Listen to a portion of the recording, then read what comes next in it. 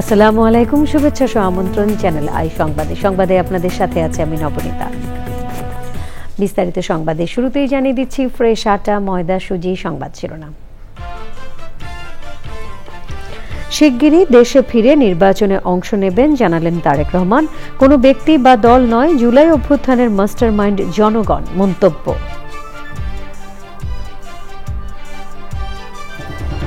নির্বাচনে মাঠ প্রশাসন নিয়ন্ত্রণ চ্যালেঞ্জ হবে বলে সাংবাদিকদের আশঙ্কা।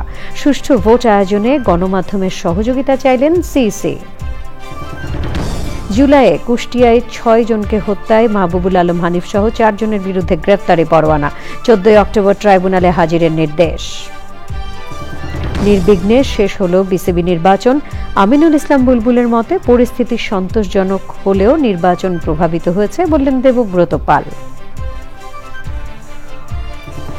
এবং শ্রমিকের অধিকার নিশ্চিতে ইশতেহারে শোভন কর্ম পরিবেশ যুক্ত করতে বিশেষজ্ঞদের আহ্বান। এসডিজি লক্ষ্যমাত্রা অর্জনে ঐক্যবদ্ধ উদ্যোগের তাগিদ।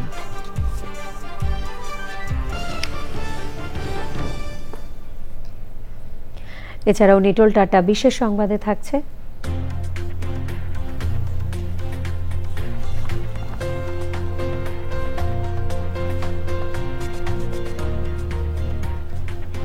চিকিৎসা বিজ্ঞান ও শরীরতত্ত্বে নোবেল বিজয়ীর নাম ঘোষণার খবর।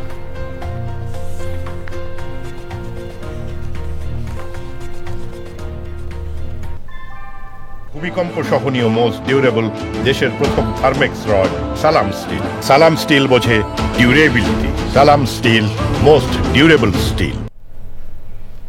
সংবাদ শিরোনামগুলো জানাছিলাম। এখনকার সংবাদ আয়োজন একই সঙ্গে চ্যানেল আইয়ের ইউটিউব চ্যানেল এবং চ্যানেল আইয়ের ওটিটি প্ল্যাটফর্ম আই স্ক্রিনে লাইভ স্ট্রিমিং হচ্ছে।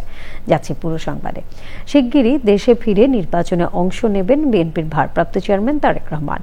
বিবিসি বাংলাকে দেয়া সাক্ষাৎকারে বলেছেন, ফেব্রুয়ারিতে নির্বাচনের বিষয়ে তিনি আস্থা রাখতে চান।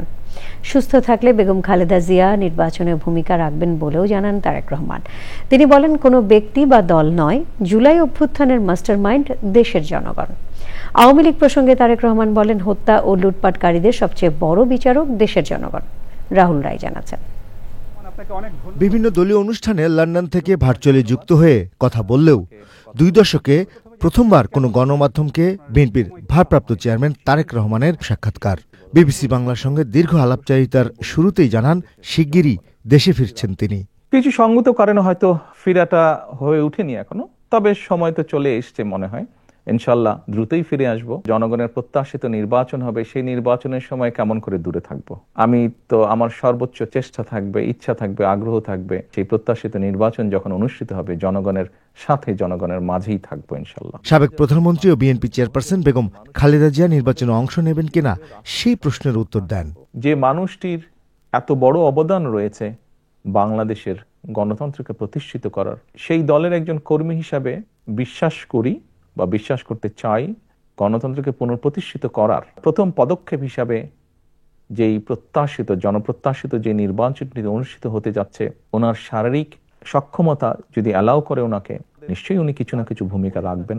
জুলাই গণ অভ্যুত্থানে নিজেকে মাস্টারমাইন্ড ভাবেন কিনা এমন প্রশ্নও ছিল তারেক রহমানের কাছে।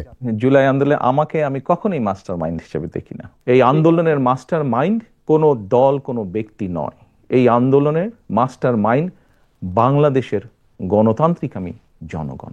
আগামী নির্বাচন নিয়ে দলের পরিকল্পনার কথা জানিয়ে তারেক রহমান বলেছেন, নির্বাচনে কোনো বিরোধী জোট হলেও তাতে উদ্বেগের কিছু নেই। আমরা ডিসেম্বরের ভিতরে চেয়েছিলাম, ওনারা ফেব্রুয়ারির ভিতরে এখন নির্বাচনটি করতে চাইছেন।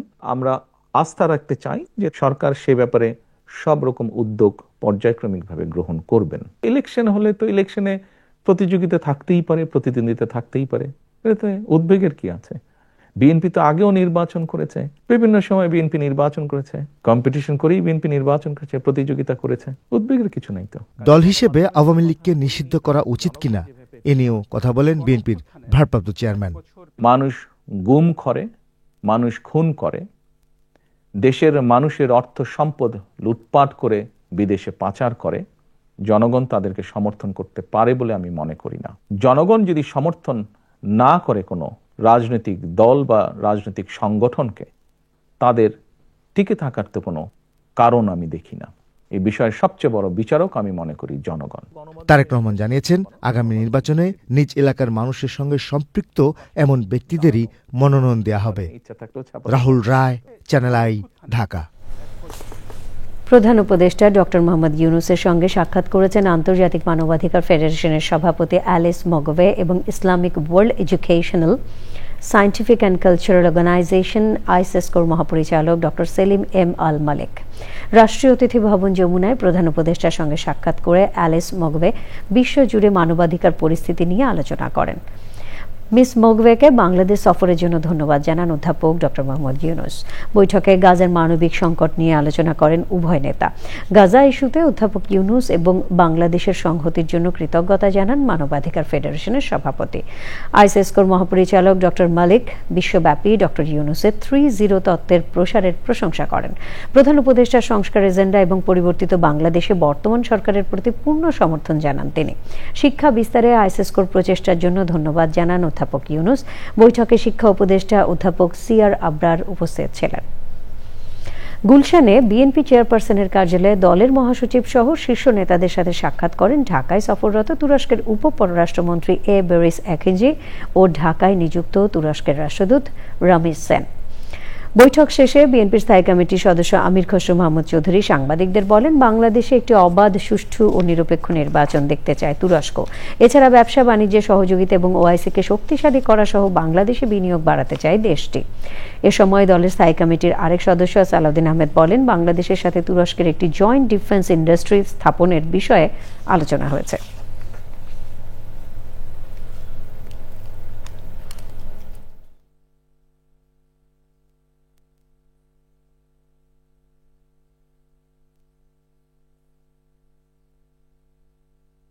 সাথে ডিফেন্স সেক্টরে যে কোঅপারেশনটা আছে সেটা অব্যাহত থাকবে এবং তারা একটা জয়েন্ট ডিফেন্স ইন্ডাস্ট্রি সেটআপের জন্য বাংলাদেশ সরকারের সাথে আলাপ আলোচনায় আছে।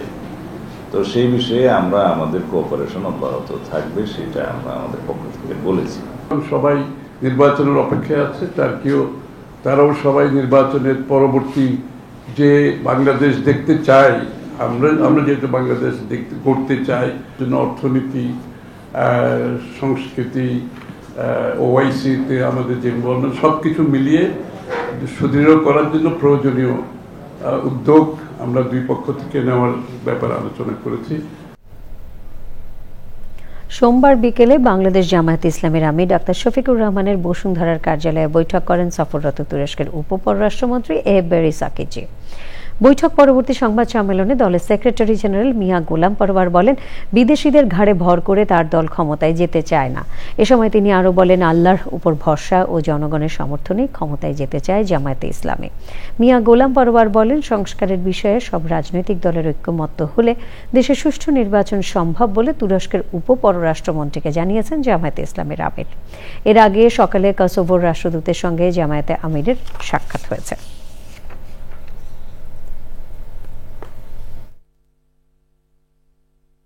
জনগণ আমাদের মেসেজ পাচ্ছে, শুনতে পাচ্ছে, বুঝতে পারছে, ফলে জনগণের সাথে আমাদের ইন্টারাকশন বেড়েছে। তারা আমাদের বুঝতে পারার সুযোগের কারণে জনমত জামাতের অনুকূলে আসছে। এটা দেশি বিদেশি কূটনীতিক এবং সারা দুনিয়ার আগ্রহ বেড়ে যাওয়ার একটা কারণ হতে পারে। তো আমাদের কূটনীতিকরা যে আমির জামাতের সঙ্গে দেখা করছেন এবং খুব ব্যাপক হারে সাক্ষাৎ করছেন, এটা এই আগ্রহেরই একটা প্রমাণ। এটা মানুষের আগ্রহ হতেই পারে, দর্শনীয় নয়। সংসদ নির্বাচনে মাঠ প্রশাসন নিয়ন্ত্রণ নির্বাচন কমিশনের জন্য চ্যালেঞ্জ হবে বলে মনে করেন সাংবাদিকরা। নির্বাচন কমিশনের সঙ্গে সংলাপে তারা বলেছেন, লেভেল প্লেইং ফিল্ড বজায় রাখতে ইসিকে সতর্ক থাকতে হবে।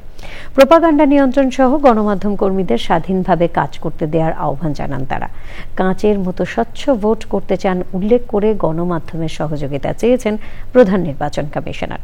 নাজিব বেগ জানাচ্ছেন, ত্রয়োদশ সংসদ নির্বাচনকে সামনে রেখে কর্মপরিকল্পনা অনুযায়ী প্রস্তুতি নিচ্ছে নির্বাচন কমিশন। শুরু হয়েছে নির্বাচনী সংলাপ। সোমবার সকালে নির্বাচন ভবনে ইলেকট্রনিক মিডিয়ার সাংবাদিকদের সঙ্গে সংলাপে বসে নির্বাচন কমিশন। নির্বাচনকে সামনে রেখে সামাজিক যোগাযোগ মাধ্যমে অপপ্রচার রোধে পদক্ষেপ নেয়ার পরামর্শ দেন সাংবাদিকরা। যতই কমিশন স্বচ্ছতার কথা বলুক, আইনের কথা বলুক, এইটা দিয়ে নিজেকে যতই এর মধ্যে রাখুক, মাঠটা কিন্তু আপনার কন্ট্রোল করা আমার মনে হয় ভীষণ ভীষণ কঠিন। সামনের নির্বাচনে ভোটারদের উপস্থিতি অনেক বেশি হবে, এই আশাটা আপনারা কোন দৃষ্টিকোণ থেকে করছেন? কারণ যেখানে পুলিশ নেই, আইন শৃঙ্খলা বাহিনীর উপর মানুষের আস্থা নাই, তো ওই সময় তো মানুষ চাইবে না যে আমি শুধুমাত্র ভোট দিতে গিয়ে আমি অ্যাসল্ট হই। সংবাদ সংগ্রহের জন্য প্রিজাইডিং অফিসারকে জানিয়ে ভোট কেন্দ্রে প্রবেশের যে নীতিমালা করেছে ইসি তার সমালোচনা করেন সাংবাদিকরা। লেভেল প্লেইং ফিল্ড, এটি আসলে একটা সবচেয়ে বড় বিষয়, এবং আমার মনে হচ্ছে আগামী নির্বাচনে এই লেভেল প্লেইং ফিল্ডের ক্ষেত্রে ধর্মীয় যেসব প্রতিষ্ঠান আছে সেগুলো আসলে কতটা নজরদারির মধ্যে থাকবে, কারণ এই জায়গাতে কিন্তু লেভেল প্লেইং ফিল্ড নষ্ট হওয়ার একটা সমূহ আশঙ্কা আমরা দেখতে পাচ্ছি। বিকালে পত্রিকার সাংবাদিকদের সাথে সংলাপে বসে নির্বাচন কমিশন। অতীতের নির্বাচনগুলি যারা পরিচালনা করেছেন তারা এখন কাঠগড়ায় দাঁড়াচ্ছেন, আপনাদের সামনেও কিন্তু সেই আশঙ্কাটা আছে। আপনাদের সামনে দুটো রাস্তা, একটা হলো নায়ক হওয়ার রাস্তা, আর একটা হলো ভিলেন হওয়ার রাস্তা। একটা হলো যে বিচারপতি সাত্তার বা টিএন শেষনের মতো অমর হয়ে যাওয়ার পথ, আরেকটা হলো আমাদের হুদা কমিশনদের মতো এরকম হয়ে যাওয়া। প্রধান নির্বাচন কমিশনার বলেন, প্রশ্নমুক্ত ও স্বচ্ছ ভোট করতে চাই নির্বাচন কমিশন। যে আমরা একদম স্বচ্ছভাবে আয়নার মতো পরিষ্কার করে এই ইলেকশনটা করতে চাই, এই ক্ষেত্রে আপনাদের সহযোগিতা খুবই দরকার হবে। ইসির তৎপরতায় সবার মাঝে ভোট নিয়ে আগ্রহ তৈরি হয়েছে বলে মন্তব্য করেন সিইসি। নারী নেতৃত্ব ও নির্বাচন বিশেষজ্ঞদের সঙ্গে ইসির সংলাপ হবে মঙ্গলবার। নাজিব বেগ, চ্যানেল আই, ঢাকা। নির্ধারিত সময়ে নির্বাচন না হলে দেশের নিরাপত্তা, রাজনৈতিক স্থিতিশীলতা ও বিদেশি বিনিয়োগ বাধাগ্রস্ত হবে বলে আশঙ্কা করছেন নিরাপত্তা বিশ্লেষকরা। নিরাপত্তা বিশ্লেষক অবসরপ্রাপ্ত মেজর জেনারেল মনিরুজ্জামান চ্যানেল আইকে বলেছেন, দেশকে স্থিতিশীল করতে নির্বাচিত সরকারের কাছে ক্ষমতা হস্তান্তর জরুরি। পুলিশের মনোবল বাড়ানোর প্রয়োজনীয়তার কথা উল্লেখ করে তিনি বলেন, দীর্ঘ সময় সেনাবাহিনীর মাঠে থাকা ইতিবাচক নয়। শাকের আদনান জানাচ্ছেন। আগামী বছরের ফেব্রুয়ারিতে জাতীয় সংসদ নির্বাচন হবে সরকার প্রধানের এমন ঘোষণার পরও জনমনে এক ধরনের শঙ্কা কাজ করছে। নিরাপত্তা বিশ্লেষক ও Bangladesh Institute of Peace and Security স্টাডিজের সভাপতি অবসরপ্রাপ্ত মেজর জেনারেল মনিরুজ্জামান মনে করেন, নির্ধারিত সময় নির্বাচন অনুষ্ঠানের কোনো বিকল্প নেই। বিপ্লবোত্তর যে পরিস্থিতির ভিতর দিয়ে আমরা যাচ্ছি সেটা পার করার জন্য, একটা স্থিতিশীল পরিস্থিতিতে যাওয়ার জন্য একটা নির্বাচিত সরকারের হাতে ক্ষমতা হস্তান্তর করাটা খুবই জরুরি। যতক্ষণ পর্যন্ত সে ধরনের নির্বাচিত সরকার বাংলাদেশে না আসবে, অনেক সমস্যায় বাংলাদেশের সমাধান হবে না। তার ভিতরে প্রধানত হলো যে রাজনৈতিক স্থিতিশীলতা ফেরত আসবে না। অনেক ক্ষেত্রে যে বর্তমান যে অচল অবস্থা দেখা যাচ্ছে প্রশাসনে বা নিরাপত্তা পরিস্থিতিতে বা পুলিশের কর্মকাণ্ডে বা স্বরাষ্ট্র মন্ত্রণালয়ের কর্মকাণ্ডে, সেগুলোর সমস্যার সমাধানের একমাত্র পন্থা হলো নির্বাচিত সরকারের হাতে রাষ্ট্রীয় ক্ষমতা হস্তান্তর করা। আর একটা ব্যাপারে খুব বড় ধরনের সমস্যা হচ্ছে, বাংলাদেশে বর্তমানে কোনো ধরনের কোনো ইনভেস্টমেন্ট হচ্ছে না, আভ্যন্তরীণ কোনো ইনভেস্টমেন্ট হচ্ছে না এবং বিদেশের কোনো ইনভেস্টমেন্টও বাংলাদেশে আসছে না। এ ব্যাপারে পরিষ্কার করে সকল পক্ষ থেকে, ব্যবসায়ী মহল থেকে, বিদেশি ব্যবসায়ীদের কাছ থেকে বলা হয়েছে যে বাংলাদেশের নির্বাচিত সরকার আসা পর্যন্ত তারা অপেক্ষা করতে চায়। তার আগে কোনো ধরনের তারা ইনভেস্টমেন্ট বাংলাদেশে করতে চাচ্ছে না। বাইরে থেকে কোনো হস্তক্ষেপের আশঙ্কা আমি করছি না, তবে বাংলাদেশের আভ্যন্তরীণ নিরাপত্তার যে বর্তমানে নাজুক অবস্থা আছে সেটা আরও অনেক অংশে খারাপ হয়ে যাবে। ছাত্র গণ অভ্যুত্থানের 1 বছর পেরিয়ে গেলেও পুলিশের মনোবল কেন বাড়ানো গেল না সেই প্রশ্ন রাখেন তিনি। আমরা আশা করেছিলাম যে যতটুকু সময় এই সরকার পেয়েছে এর ভিতরে তারা যে ধরনের পুলিশের বাহিনীর ভিতরে যে ধরনের পরিবর্তন আনা উচিত ছিল, যে ধরনের তাদের মনোবল বৃদ্ধি করার প্রয়োজন ছিল, সেই সময় কিন্তু এই সরকার পেয়েছে। কিন্তু কেন তারা এটাকে কার্যকর পর্যায়ে নিতে পারে না সেটা আমি বলতে পারছি না। তবে উচিত ছিল ইতিমধ্যে তার এই ধরনের সক্ষমতা ফিরিয়ে আনা। বাংলাদেশ সেনাবাহিনী প্রায় 1 বছরের বেশি সময় তারা মাঠ পর্যায়ে তারা দায়িত্ব পালন করে যাচ্ছে, যেখানে তারা বর্তমানে বাংলাদেশের আইন শৃঙ্খলা বজায় রাখার কাজে নিয়োজিত আছে। এত দীর্ঘ সময় কোনো সেনাবাহিনী এই কাজে বাইরে নিয়োজিত থাকা উচিত না। নির্বাচনের আগে অস্ত্র উদ্ধারে গুরুত্ব দিতে সরকারকে পরামর্শ দিয়েছেন এই নিরাপত্তা বিশ্লেষক। নির্বাচন কমিশন। শাকের আদনান, চ্যানেল আই, ঢাকা।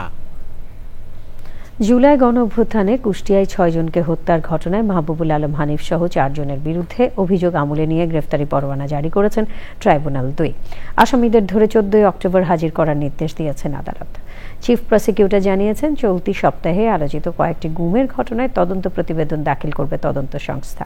আর জুলাই গণ অভ্যুত্থানে সংঘটিত অপরাধের দায়ে অভিযুক্ত সকলকে বিচারের মুখোমুখি হতে হবে বলে হুঁশিয়ারি দিয়েছেন তিনি। মাজহারুল হক মান্না জানাচ্ছেন, জুলাই গণ অভ্যুত্থানে কুষ্টিয়ায় 6 জনকে হত্যার ঘটনায় মাহবুবুল আলম হানিফ সহ 4 জনের বিরুদ্ধে রোববার ট্রাইব্যুনালে আনুষ্ঠানিক অভিযোগ দাখিল করে প্রসিকিউশন। তারা জানিয়েছেন, আসামি মাহবুবুল আলম হানিফের বিরুদ্ধে ঊর্ধ্বতন নেতৃত্বের দায়সহ 3 অভিযোগ আনা হয়েছে। অপর 3 আসামি হলেন কার্যক্রম নিষিদ্ধ থাকা আওয়ামী লীগ নেতা সদরউদ্দিন খান, আজগর আলী ও আতাউর রহমান খান আতা।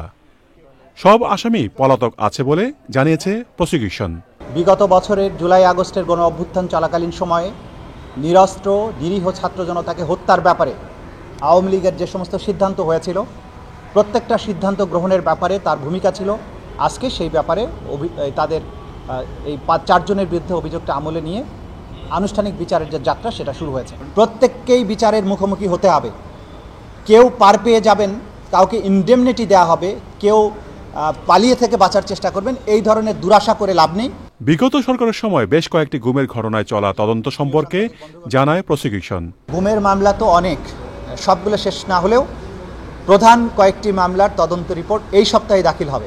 শেখ হাসিনা সহ 3 আসামির বিরুদ্ধে করা মামলার তদন্ত কর্মকর্তাকে জেরা করছেন স্টেট ডিফেন্স আইনজীবী। দ্বিতীয় ট্রাইব্যুনালে অব্যাহত আছে আবু সাইদ হত্যা মামলার সাক্ষ্য গ্রহণ। মাজহারুল হক মান্না, চ্যানেল আই, ঢাকা। গাইবান্ধার সুন্দরগঞ্জে অসুস্থ গরু জবাইয়ের পর থেকে ওই এলাকার কমপক্ষে 11 জন অ্যানথ্রাক্স রোগে আক্রান্ত হয়েছেন। আক্রান্তদের 5 জন গাইবান্ধা জেনারেল হাসপাতালে চিকিৎসা নিয়ে বাড়ি ফিরলেও আজেনা বেগম নামে এক নারীর মৃত্যু হয়েছে। গাইবান্ধার প্রতিনিধি ফারুক হোসেনের তথ্য, ভিডিও চিত্রে রাজীব আহমেদ জানাচ্ছেন। 27 সেপ্টেম্বর সুন্দরগঞ্জ উপজেলার বেলকার কিসমত সদর গ্রামের মাহবুব রহমানের একটি গরু হঠাৎ অসুস্থ হয়ে পড়ে। গরুটি জবাই করে অনেকেই কম দামে মাংস ভাগাভাগি করে নেন। গরু জবাইয়ের কাজে অংশ নেওয়া 11 জনের শরীরে কয়েকদিন পর ফোসকা, ঘা এবং পচনের মতো উপসর্গ দেখা দেয়। ধীরে ধীরে আক্রান্তের হাত, মুখ, চোখ ও নাকে ক্ষতচিহ্ন স্পষ্ট হতে থাকে। আক্রান্ত ব্যক্তিরা চিকিৎসকের কাছে গেলে তাদের অ্যানথ্রাক্সে আক্রান্ত হওয়ার বিষয়টি নিশ্চিত হওয়া যায়। পরে দিন যায়, বেশি হয়, আর বিষ আর জ্বর ছাড়ে না। আমি মনে করে ঝাড়ে উঠে যাই, তাই মনে করে আমার সাথে যাও পারে, থাকে থাকো, যাও থাকো, দূরে থাকো, তোমার ভাইরাস। স্কুলে সবাই আমাকে কথা বলে যে তোমার এটা হয়েছে, তুমি সবাই থেকে দূরত থাকবে, কার সাথে মেলামেশা বেশি করবে না, সেজন্য আমাকে বাড়ির থাকতে স্কুল যাওয়া যায় না। অ্যানথ্রাক্সের লক্ষণ নিয়ে 11 জন চিকিৎসা নিয়েছে জানিয়ে গাইবান্ধা সিভিল সার্জন জানান, অ্যানথ্রাক্সে আতঙ্কিত হওয়ার কিছু নেই। চামড়ায় কিছু ক্ষত নিয়ে এসেছিলেন, তাদের জ্বর ছিল, কারো কারো ক্ষেত্রে বমি বমি ভাব ছিল, এই ধরনের সিমটম নিয়ে ওনারা এসেছিলেন, যেটা সন্দেহজনক অ্যানথ্রাক্স বলে মনে হয়েছে। আমরা ইন দ্য মিন টাইম এ ব্যাপারে মানুষকে সচেতন করার কথা বলেছি, সেখানে ক্যাম্পেইন হচ্ছে। পাশাপাশি আমরা আইইডিসিআরকে এটা জানিয়েছি, আমাদের ঊর্ধ্বতন কর্তৃপক্ষকে জানিয়েছি, এটা যাতে স্যাম্পল কালেকশন করা যায়, এটা কনফার্ম করা যায়, সেই ব্যাপারে আমরা কাজ করছি। নতুন করে অ্যানথ্রাক্স রোগ যেন ছড়িয়ে পড়তে না পারে সে বিষয়ে সকলকে সচেতন হওয়ার আহ্বান জানিয়েছেন সংশ্লিষ্টরা। Rajib Ahmed, channel I. BCB পরিচালনা পর্ষদ নির্বাচন শেষ, চলছে ফলাফল প্রকাশ। রাজধানীর একটি 5 তারকা হোটেলে সকাল 10টা থেকে শুরু হয়ে ভোট গ্রহণ চলে বিকেল 4টা পর্যন্ত। সি ক্যাটাগরি থেকে 37 ভোট পেয়ে নির্বাচিত হয়েছেন খালেদ মাসুদ পাইলট। তার প্রতিদ্বন্দ্বী প্রার্থী দেবব্রত পাল পেয়েছেন 7 ভোট। তানভীর আহমেদ জানাচ্ছেন। বয়কট, মনোনয়ন প্রত্যাহার ও নানা নাটকীয়তা শেষে গন্তব্যে পৌঁছালো বিসিবি নির্বাচনের ট্রেন। কেন্দ্রে গিয়ে ভোটের অভিজ্ঞতা জানালেন বিসিবি সভাপতি আমিনুল ইসলাম বুলবুল। এক্সাইটমেন্ট তো থাকবে দুটো, একটা হচ্ছে নির্বাচন অংশগ্রহণ করছি, আমি নিজেও নির্বাচনে দাঁড়িয়েছি, so let's see, hope for the best. আমরা তো যা বলার আজকে শেষ হোক, তারপরে সব একসাথে বলবো, ডিপেন্ডিং অন দ্য আলটিমেট রেজাল্টের পরে সব বলবো। সিলেট বিভাগ থেকে বিনা প্রতিদ্বন্দ্বিতায় পরিচালক নির্বাচিত হয়েছেন রাহাত শামস। তবে নির্বাচনের উত্তাপ না থাকায় কণ্ঠে আক্ষেপ তার। যারা যারা আসছেন সবাই তো নিজ নিজ ক্ষেত্রে কোনো না কোনো যোগ্যতার মাধ্যমে ওনারা এসেছেন বা যার যার প্রফেশনে ওনারা কাজ করে চলেছেন। অর্থাৎ একটা প্রতিষ্ঠানের, ক্রিকেটিং প্রতিষ্ঠানের, বিসিবির মতো প্রতিষ্ঠানে এটাকে ভালো করার জন্য যে সমস্ত গভর্নেন্স বা লিডারশিপ, যা ম্যানেজমেন্ট স্কিল, এই সমস্ত জিনিস সবারই আছে বলে আমার বিশ্বাস। সি ক্যাটাগরিতে দেবব্রত পালকে হারিয়ে পরিচালক নির্বাচিত হয়েছেন খালেদ মাসুদ পাইলট। নির্বাচন প্রভাবিত হয়েছে বলে অভিযোগ করেন দেবব্রত পাল। শুধুমাত্র প্রায় বলতে গেলে ক্যাটাগরি 3-এরই একটি পদে নির্বাচন ছিল। 24টা রেজাল্ট কিন্তু প্রায় পূর্ব নির্ধারিতই ছিল। এই একটি আসনেও তারা 5 তারকা হোটেলের বৈধতা দেখিয়েছে, চাকচিক্য দেখিয়েছে। নির্বাচনের ক্ষেত্রে তারা সম্পূর্ণ প্রভাবিত করেছে। তামিম ইকবাল অনলাইনে ভোট দিয়েছেন বলে গুঞ্জন উঠেছিল, কিন্তু ফেসবুক স্ট্যাটাসে ভোট না দেওয়ার বিষয়টি পরিষ্কার করেন তামিম। Tanvir Ahmed, channel I, Dhaka. দেশের টেকসই আর্থসামাজিক অগ্রগতি নিশ্চিতে শ্রমিকের যথাযথ অধিকার নিশ্চিতের পাশাপাশি নির্বাচনী ইশতেহারে শোভন কর্মপরিবেশ প্রসঙ্গ যুক্ত করা উচিত বলেছেন প্রকৃতিবন্ধু বীর মুক্তিযোদ্ধা মুকিত মজুমদার বাবু। চ্যানেল আই কার্যালয়ে বাংলাদেশের টেকসই চামড়া খাত বিনির্মাণ প্রকল্পের সংবাদ সম্মেলনে যুক্ত হয়ে বক্তারা এসডিজি লক্ষ্যমাত্রা অর্জনে ঐক্যবদ্ধ উদ্যোগের প্রয়োজনীয়তা তুলে ধরেন। মোশাহিদ রনি জানাচ্ছেন।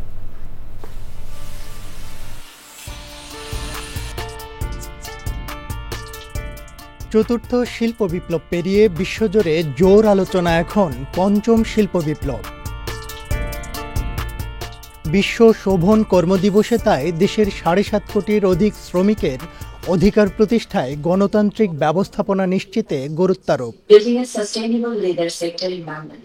এরই ধারাবাহিকতায় চামড়া শিল্পের 10 লাখ শ্রমিকের অধিকার পরিস্থিতি, যথাযথ মজুরি, স্বাস্থ্য ও পেশাগত নিরাপত্তা সহ নানা সংকট ও উত্তরণের রূপরেখা নিয়ে বাংলাদেশের টেকসই চামড়া খাত বিনির্মাণ শীর্ষক প্রকল্পের সংবাদ সম্মেলন। বিবৃতি ও প্রশ্নোত্তরে প্রকল্প অংশীজনরা তুলে ধরেন চামড়া শিল্পের লক্ষ্যমাত্রা ও বাস্তবতার রূপস্বরূপ। 51% নারী থাকার পরেও নারীরা কেন কাজে আসে না, বা আসলেও কিছুদিনের মধ্যে কেন চলে যায়, তার একটা বিশাল হলো শোভন কর্মদিবস পায় না। শ্রম আইন আছে, সেই শ্রম আইন অনুযায়ী আমাদের যে শ্রমিকদের অধিকারগুলো, সেই অধিকারগুলো মানে কি আপনার যেন সম্পূর্ণরূপে সেই আমাদের কর্মক্ষেত্রে বাস্তবায়িত হয়। উন্নয়নশীল দেশ থেকে যদি মধ্যম উন্নত সারির দেশে যেতে চাই, তাহলে কিন্তু এই যে এসডিজি গোল, যেটা শোভন কর্মপরিবেশ, সেটা অবশ্যই কিন্তু পালন করতে হবে। শ্রমিকরা তাদের অধিকারের কথাগুলো স্বাধীনভাবে বলতে পারবে, শ্রমিকরা তাদের কাজের সম্পর্কিত বিষয়গুলো স্বাধীনভাবে উত্থাপন করতে পারবে, সেরকম একটি সমাজের জন্য গণতন্ত্র খুবই প্রয়োজন। দোষারোপ ও দায় চাপানোর সংস্কৃতি থেকে বেরিয়ে এসে চামড়া শিল্পের টেকসই অগ্রযাত্রা অর্জনে ঐক্যবদ্ধ প্রয়াসে জোর দেন প্রকৃতিবন্ধু বীর মুক্তিযোদ্ধা মুকিত মজুমদার বাবু। বহু বছরের পুরনো একটি শিল্প, যেই শিল্প নিয়ে কিন্তু কথা হচ্ছে অনেক, কিন্তু যেই জায়গায় যাওয়া উচিত ছিল, আমাদের পৌঁছানো উচিত ছিল যে ধরনের একটি ভালো পরিবেশের, সেটা কিন্তু এখনও আমরা অর্জন করতে পারিনি। আমাদের একটা বিশাল সম্ভাবনা রয়েছে এই সেক্টর থেকে একটা উন্নতির। যতই বলি সরকারকে দোষ দেই, কিংবা মালিক পক্ষকে দোষ দেই, কিংবা অন্যদের কথা যদি বলি, আলটিমেটলি কিন্তু আমাদেরই দোষ। নানা ধরনের অব্যবস্থা, সেটাও কিন্তু আমরাই করছি। শ্রমিকরা যদি সোচ্চার না হয়, তাহলে কিন্তু সেই জায়গায় কিন্তু দাবি কিন্তু আদায় হয় না। স্বাস্থ্যের ব্যাপার, তাদের পরিবেশের ব্যাপার, এবং তাদের কর্মর যেই জায়গায় তারা কাজ করছে সেইখানে পরিবেশ যাতে ভালো থাকে, তার কথা কিন্তু তাদের বলতে হবে। এই জায়গায় পৌঁছাতে হলে কিন্তু আমাদের সবাইকে এগিয়ে আসতে হবে, এবং তাহলেই কিন্তু এই দেশটা ভালো থাকবে, আমরা ভালো থাকবো, আমাদের ভবিষ্যৎ প্রজন্ম ভালো থাকবে। ইউরোপীয় ইউনিয়নের অর্থায়ন ও সলিডার সুইসের নেতৃত্বে প্রকল্প বাস্তবায়নকারী ওশি ফাউন্ডেশন, বিলস, গণস্বাস্থ্য কেন্দ্র, সবুজের অভিযান ফাউন্ডেশন এবং প্রকৃতি ও জীবন Foundation. Moshahid Rony, Channel I, Dhaka. এরই সাথে সংবাদে নিয়ে নিচ্ছি খানিকক্ষণের বিরতি, আর বিরতির পর অন্যান্য সংবাদে। বিরতির পর আমন্ত্রণ আরও একবার। গাজায় প্রায় 2 বছর ধরে চলা যুদ্ধের অবসানে হামাস ও ইসরায়েলের প্রতিনিধিদের সঙ্গে মিশরের মধ্যস্থতাকারীদের আলোচনা চলছে। আল জাজিরার প্রতিবেদনে বলা হয়, গত সপ্তাহে হোয়াইট হাউস ঘোষিত 20 দফা গাজা পরিকল্পনার প্রথম পর্যায়ের আলোচনা শুরু হয়েছে। যুদ্ধের অবসানে দ্রুত পদক্ষেপ নিতে আলোচকদের প্রতি আহ্বান জানিয়েছেন মার্কিন প্রেসিডেন্ট ডোনাল্ড ট্রাম্প। গাজায় গণহত্যা বন্ধে যে কোনো যুদ্ধবিরতি প্রস্তাবকে স্বাগত জানানোর কথা বলেছেন ইরানের পররাষ্ট্রমন্ত্রী। হামাস জানিয়েছে তাদের প্রতিনিধি দলের নেতৃত্ব দিচ্ছেন খালিল আল হায়া, যিনি গত মাসে কাতারে ইসরায়েলের এক হত্যা চেষ্টার লক্ষ্যবস্তু হয়েছিলেন। যুদ্ধবিরতি আলোচনার মধ্যে গাজায় ইসরায়েলি হামলা অব্যাহত রয়েছে। ভোর থেকে ত্রাণ প্রার্থী সহ কমপক্ষে 7 জন ফিলিস্তিনি নিহত হয়েছেন। গাজায় ইসরায়েলের গণহত্যার বিরুদ্ধে প্রতিবাদ জানিয়ে ইউরোপ জুড়ে বিক্ষোভ করেছেন লাখো মানুষ। আই স্ক্রিন সাংস্কৃতিক সংবাদ।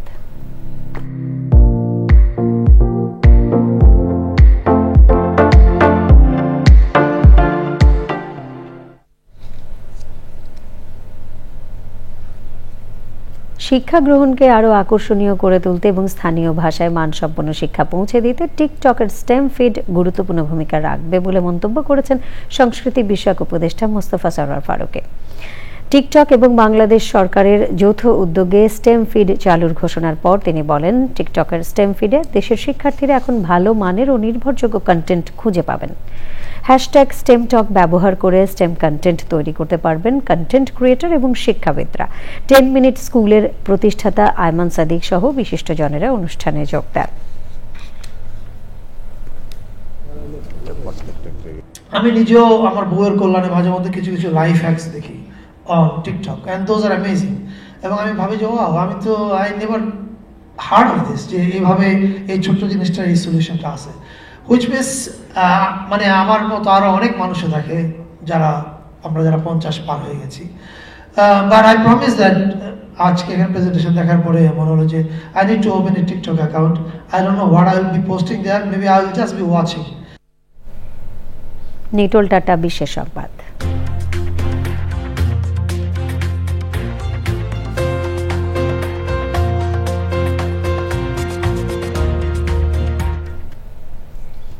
চিকিৎসা বিজ্ঞান ও শরীরতত্ত্বে এবছরের নোবেল বিজয়ীর নাম ঘোষণা করেছে সুইডেনের ক্যারোলিনস্কা ইনস্টিটিউট। বিজয়ীরা হলেন যুক্তরাষ্ট্রের গবেষক মেরি ইব্রাঙ্কো, ফ্রেড র্যামসডেল এবং জাপানের শিমন সাকাগুচি। পেরিফেরাল ইমিউন টলারেন্স নিয়ে গবেষণার জন্য তাদের এই পুরস্কারে ভূষিত করা হয়েছে। মেরি ইব্রাঙ্কো যুক্তরাষ্ট্রের সিয়াটেলের ইনস্টিটিউট ফর সিস্টেমস বায়োলজির গবেষক। ফ্রেড র্যামসডেল সান ফ্রান্সিসকোর সোনোমা বায়োথেরাপিউটিক্সের গবেষক এবং শিমন সাকাগুচি জাপানের ওসাকা বিশ্ববিদ্যালয়ের গবেষক। সূচি অনুযায়ী আগামীকাল পদার্থবিদ্যা, 8 অক্টোবর রসায়ন, 9 অক্টোবর সাহিত্য, 10 অক্টোবর শান্তিতে এবং 13 অক্টোবর অর্থনীতিতে নোবেল বিজয়ীদের নাম ঘোষণা করা হবে। পূবালী ব্যাংক বাণিজ্য সংবাদ।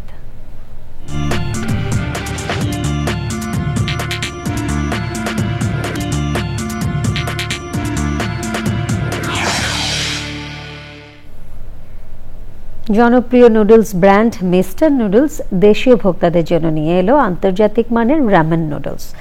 সকালে রাজধানীর বাড্ডায় প্রতিষ্ঠানের প্রধান কার্যালয়ে জমকালো অনুষ্ঠানে নতুন পণ্যের মোড়ক উন্মোচন করেন ব্যবস্থাপনা পরিচালক ইলিয়াস মৃধা। ভোক্তাদের পছন্দকে গুরুত্ব দিয়ে 4টি আকর্ষণীয় ভ্যারিয়েন্টের রামেন বাজারে আনা হয়েছে। প্রতিটি 85 গ্রাম নুডলসের খুচরা মূল্য থাকছে 50 টাকা।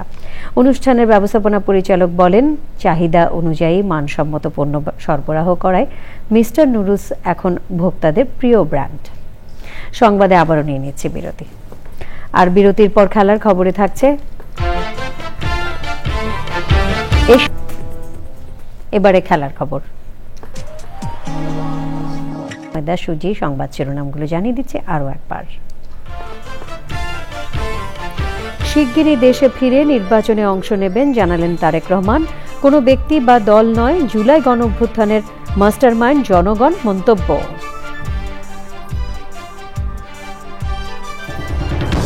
নির্বাচনে মাঠ প্রশাসন নিয়ন্ত্রণ চ্যালেঞ্জ হবে বলে সাংবাদিকদের আশঙ্কা। সুষ্ঠু ভোট আয়োজনে গণমাধ্যমের সহযোগিতা চাইলেন সিইসি। জুলাইয়ে কুষ্টিয়ায় 6 জনকে হত্যায় মাহবুবুল আলম হানিফ সহ 4 জনের বিরুদ্ধে গ্রেপ্তারি পরোয়ানা। 14 অক্টোবর ট্রাইব্যুনালে হাজিরের নির্দেশ। নির্বিঘ্নে শেষ হলো বিসিবি নির্বাচন। আমিনুল ইসলাম বুলবুলের মতে পরিস্থিতি সন্তোষজনক হলেও নির্বাচন প্রভাবিত হয়েছে বললেন দেবব্রত পাল। এবং শ্রমিকের অধিকার নিশ্চিতে ইশতেহারে শোভন কর্মপরিবেশ যুক্ত করতে বিশেষজ্ঞদের আহ্বান, এসডিজির লক্ষ্যমাত্রা অর্জনে ঐক্যবদ্ধ উদ্যোগের তাগিদ।